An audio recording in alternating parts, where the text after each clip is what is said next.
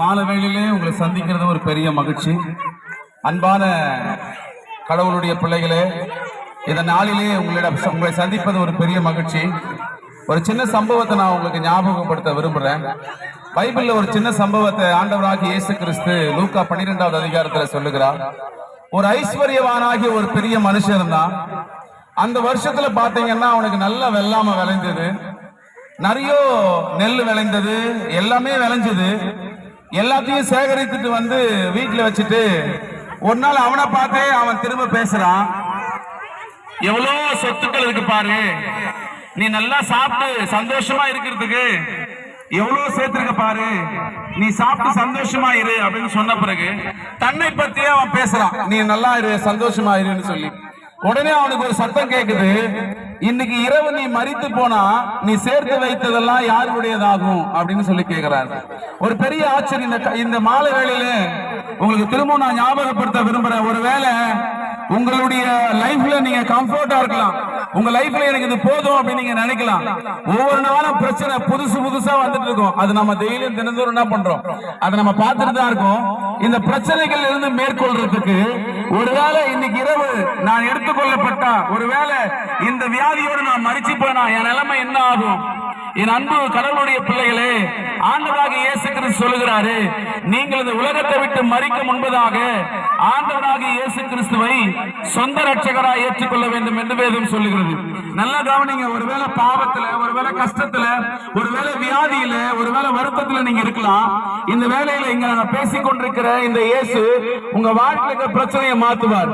நீங்க இந்த பூமியில வாழ்கிற நாளெல்லாம் நிறைய சொத்து சேர்த்திருக்கலாம், நிறைய சுகம் சேர்த்திருக்கலாம், எவ்வளவோ உறவுகள் உங்களை சுத்தி இருக்கலாம். ஆனா இயேசுவை நீங்க ஏற்றுக்கொள்ளல அப்படின்னா இந்த பூமியில வாழ்வது நம்ம ரொம்ப கடினமான காரியம் என்று கர்த்தருடைய வசனம் சொல்லுகிறது.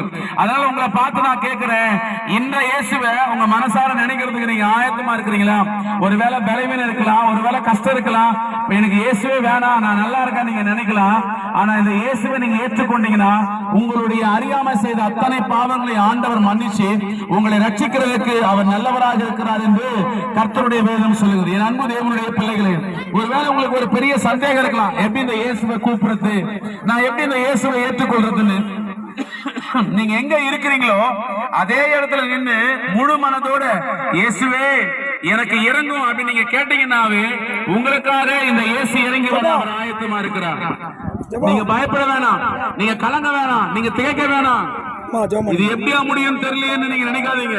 நீங்க இருக்கிற இடத்துல இருந்து, நீங்க இருக்கிற நிலைமைகள் இருந்து நீங்கள் எப்படி இருக்கிறீங்களோ அப்படியே இந்த இயேசுவை கூப்பிடுங்க. இயேசுவே எனக்கு இறங்கும், என் வியாதியை நீக்குங்க, என்னுடைய பலவீனங்களை நீக்குங்க, என் வியாதிகளை நீக்குங்க, என் குடும்பத்துல இந்த பிரச்சனைகள், என் கணவன் இந்த பிரச்சனை, என் மனைவி இந்த பிரச்சனை, என் பிள்ளைய சொல்பேச்ச கேட்க மாட்டேன், ஒரு வேலை உங்க மனசுக்குள்ள இருந்துச்சுன்னா இந்த இயேசுவை நோக்கி பாருங்க.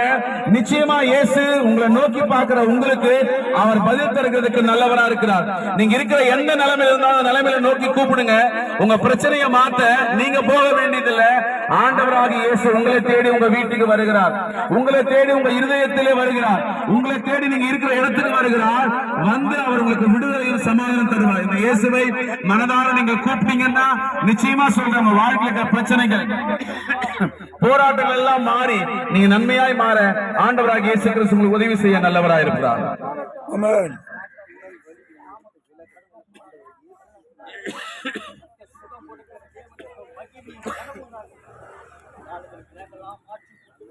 ஆமா.